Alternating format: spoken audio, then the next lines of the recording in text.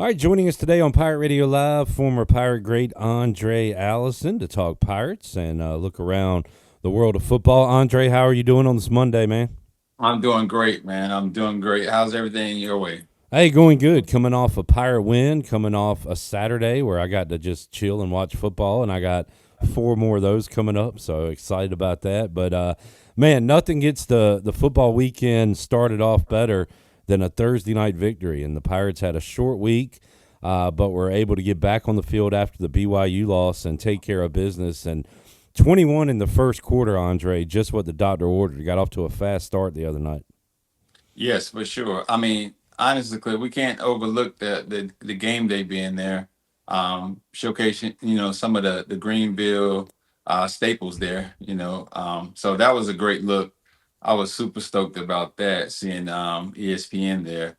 But yeah, we jumped out to three straight touchdowns, the first three possessions in that first quarter. So it looks like we learned a lot from BYU, and we just continuously putting one step ahead of each other, learning from the past, and just continuously improving. And I know the defense definitely stayed on top of their game by just pretty much reducing Army to a one-dimensional running team and making them get off the field when it came down to third down. So it looked really good as an overall team.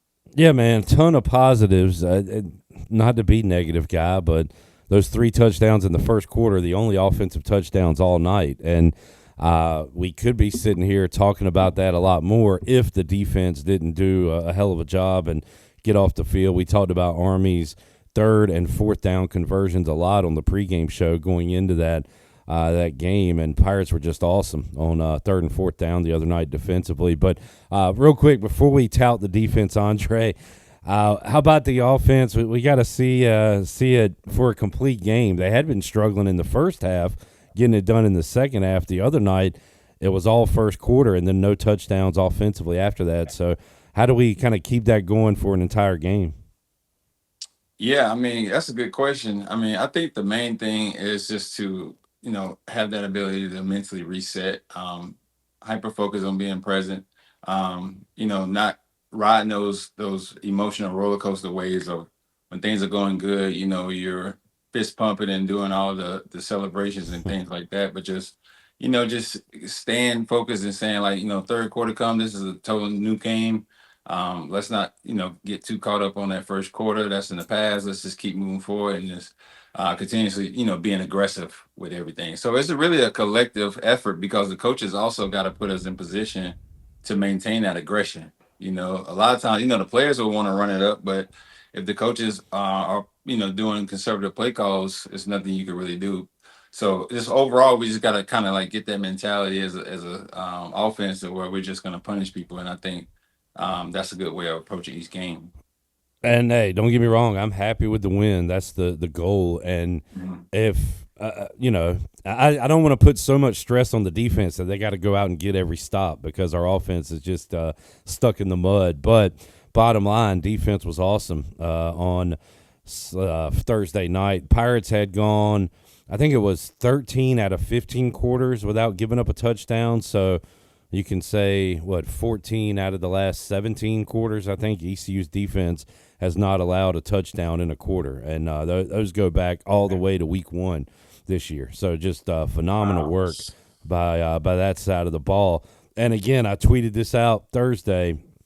I've had a history of bad takes in my life, but saying Mhm. our offense might need to average 30 a game for us to win in 2025 could be the dumbest thing I've ever said in my life because this defense has been awesome, Andre, and it's been fun to watch. Yeah, I mean, I wouldn't mind still, hanging. I had someone putting up 30 and going after Sure. 30 game, because it will only make things look a little bit more exciting to where it's not just like one of those one dimensional side Yeah. of ball games that we've been putting out there this season. I like to see when everything is cohesively lined up. I think like teams like the Philadelphia Eagles, they exemplify that at the highest level to where they're gonna stop you and they're also gonna score points. So I like just the entertainment side of teams who have the ability to do that. So it's something that we should shoot for sure. Well, you know what else fans like? They like trick plays. We saw the fake punt against NC State. and the fake field goal works against Army. And Aundrae, I don't know how much special teams you were involved in your career, but even trick plays offensively, I've taught the guys, and they say they practice it during the week, and then it's never called, and they practice it, and then finally the coach says, all right, let's do it, and everybody gets so jacked up, and then you got to execute it, or the coach might not ever call another one, right? So how about when the Pirates get their opportunity on that field goal, they run it to brilliance, to excellence, and get the touchdown on it. Yeah, for sure. I love seeing stuff like that. It just shows, the coach has trust in his players and his schemes. I've never really understood why a coach would not do something like that. Because at the end of the day, it's kind of like if you become too predictable, you can feel it like in the game, especially as a player. You're like their own tools, et cetera, et cetera. So it does keep those opposing teams like a little bit on their heels, so they can't just be so, you know, looking at your core plays, the core way that you punt the ball, et cetera, et cetera. Also, I just like the fact that you get people opportunities that usually would not be able to, Right. have Yeah. plays like that. All those people involved with like the fake field goal, they're stoked and they're like over focused, so they will have an opportunity to do it. So I like seeing them get their opportunity, their fair share of shining, and it just makes the whole morale of the team feel like pumped up and really good. So I love seeing that. We got a guy, Johnny Robertson, that chimes in on our YouTube Chili Water Chat gang. We call him Johnny Stats because he just brings us tremendous stats. Johnny, I'll go ahead and challenge you. Give me some good Aundrae Allison stats that I can give him next week that he don't even know about. But he called into the post-game fifth quarter U.S. Sailor fifth quarter call-in show Thursday night, said going into Saturday, no team in the country had more than 5 empty red zone trips. East Carolina has 9 empty red zone trips. That includes, that's not just kicking a field goal. That's not scoring at all on 9 red zone trips. So, Aundrae, I want the next couple of weeks of practice, a lot of focus on the red zone there. And look, I know it's tough. I know things tighten up and all that. But man, what can the Pirates do to get better once they get inside the 20? Once things get tight, Aundrae, to put some points on the board? Honestly, I think misdirections and putting your playmakers who have a little bit of wiggle and some space, to create those mixed matches. Try to get like those fast scat backs or slots lined up with like a outside linebacker or something like that. Or like I said, just using like the wide side of the field sometimes. And also like incorporating like, little nuggets like creative plays to like the tight end.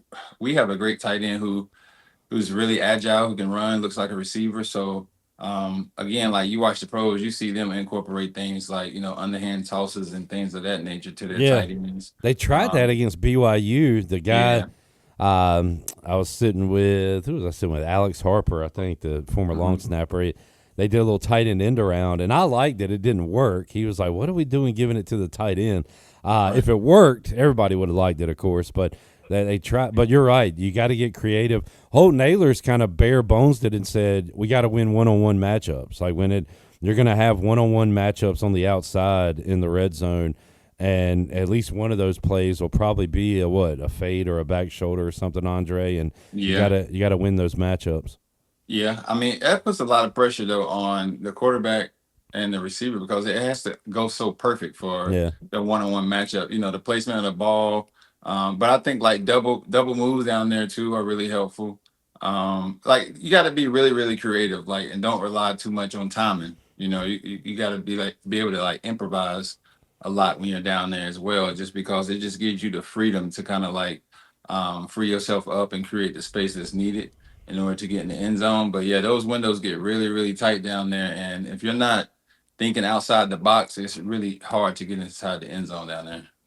Pirates had a short week, got the win, and then get the gift of an extended week off with the going from Thursday to it's not because they play another Thursday, so it is a traditional 2 weeks off. But Aundrae, what do you remember about bye weeks? What did you try to take care of individually? Did you get away from the game? Did you spend more time outside of practice? Working on your craft. How did you handle an off week?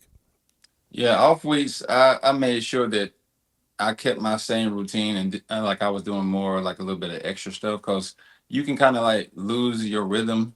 You can kind of like lose your like flow state of the game if you just take time off. And I really hate that feeling. So I would just run more routes, make sure I stayed on top of, my strength because you could lose strength throughout the season anyway. Make sure I was like, eating right and getting the proper rest.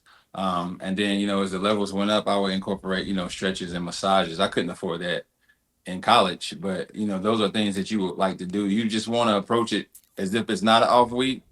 And I mean, even on Saturday, I would spend less time watching football and I might just be doing more things that, catching passes or running routes just to keep myself crisp and sharp so I didn't have any fall off whenever that's the next game came around after that bye.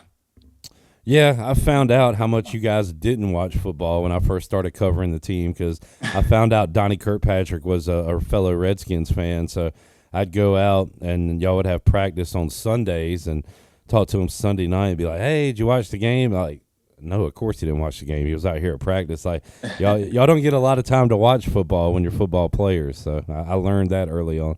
No, you don't. I had a rule in my apartment in college. I was like, when you come to the house, we do not watch football. Because Man, well, yeah, that's why we seriously. didn't hang out, Andre. No, seriously, because it got to the point to where, sometimes like you can lose sight. Like Yeah, you can be watching somebody play and you might be comparing yourself to them or whatever. It was like a time for us to like all connect yeah. as teammates, more outside of, just the football thing, just like about life and like what they were going through with family and friends and significant others and things of that nature.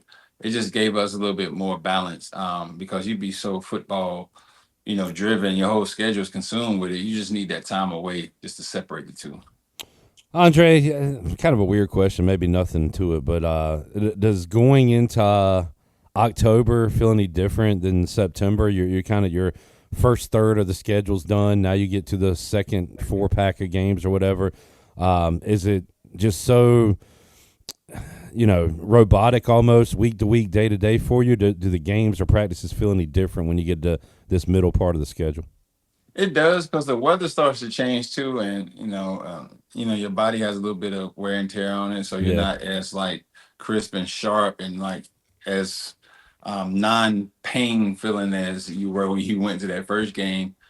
So yeah, it does, and then you also kind of like you can feel the rhythm. Your rhythm kind of like is in gear, it's in the right mode. Things are starting to like crystallize and get on track and aligned. So yeah, you can tell the difference for sure. And as the season wears on, you can tell you're in November and December, definitely with the cold. And then you have a strong familiarity with what works and what does not work. And those things are important, but they also can work against you if you rely too heavily on it. So you just gotta just stay innovative and stay on top of your game and don't get too complacent with your early season success. Andre, something I don't like as a football fan. If I'm a Vikings fan, I'm pissed. Back to back games away from the North America. Dublin yesterday, and then they're in London next week. So I can't remember when this started. Did you ever go overseas for a football game? No, I was on the team when the Jets went across seas, but I was injured. Yeah, I was on IR. No, I didn't. But I like seeing that, but it would be really hard as a player. yeah, That flight and your routine, your schedule, it would be challenging. But I mean, you're a pro, so you'll find a way yeah. to make it work. And those teams have really unlimited resources to make sure that the players will be ready too. So it's a good and bad thing, but its own brand, its own target for like expanding the game. So I really love that aspect of how the international side is slowly incorporating into the sport of football. And look, I was, I was a huge basketball fan. '92 Barcelona, still a kid, but like, it's that dream team. It feels like really grew the game of basketball worldwide. And Hmm. now you look at the NBA and how many international stars. I don't think we're going to see that from football. I did hear a guy was what was I watching? It was either Penn State, Oregon, or Bama, Georgia. and it was like Hmm. a tight end from London, England, had a Oh big play, and I wow. was like, "What?" That was crazy to hear. So I don't know if we're gonna get that part of it. Like, it's not gonna be like it is in the NBA. I don't think ever, Andre. But I'm interested to see if like generations from now we have more international guys in the NFL. I think so though, because honestly, Clip, like at our store now at Dr. We have the ability to do like supplement intakes and things of that nature. We have a medical side, and one of our newest clients, he's from London, and he is a huge American football fan. Yeah, He said he played tight end. He played rugby, but he loves the tight end position. He was naming all these tight ends. And just hearing him talk about the sport and how it looks from over there in London, it does sound like we are kind of like heading in that direction of bringing the American football to, their culture, and their culture trying to find ways on how to get over here to be able to play, because it just provides so much opportunity. And I think like once I saw that with him and talked to him about it, it made me think about how basketball also grew in that kind of way, really slow. But I'm sure when you see the NFL making moves like that, it's definitely a reason for it, and business is definitely at the top of the line whenever you're thinking about them playing so many overseas games.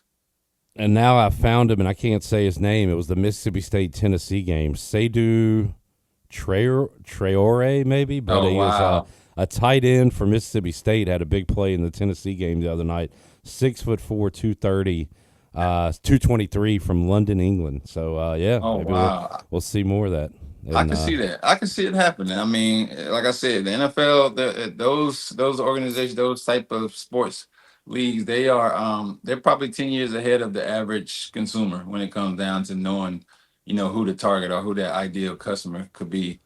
So seeing those overseas games, it's a method to the madness for sure.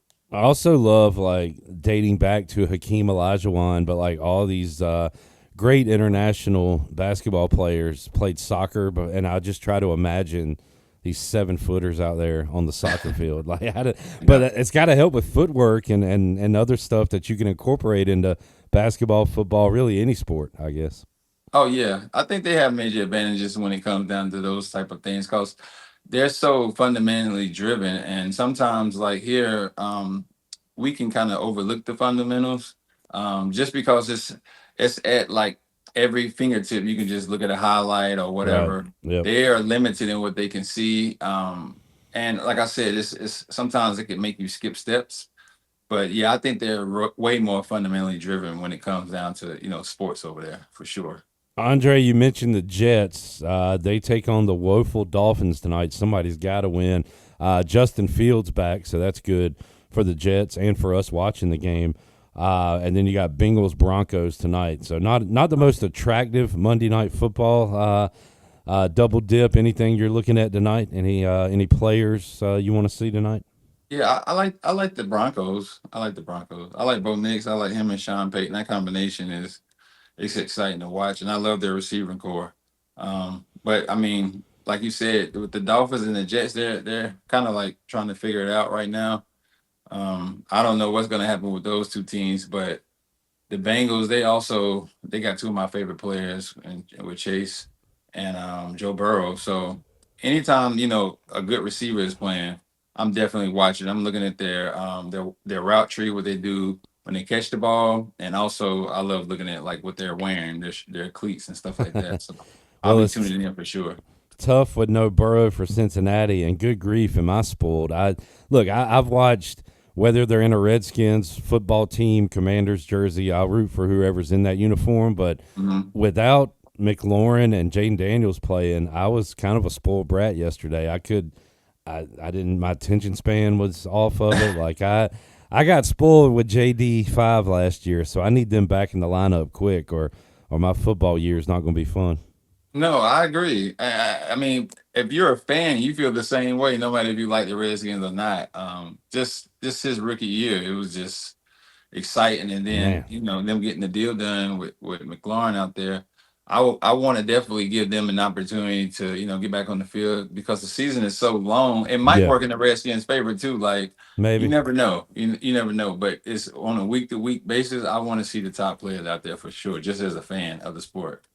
Andre, always enjoy talking to you, man. We'll talk next week and talk more about Tulane. That's gonna be a big game, so Oh yeah. we'll preview that one with you next week. But have a good week, and we'll talk again soon, man. Hey, Cliff, good talking to you. I'll talk to you soon.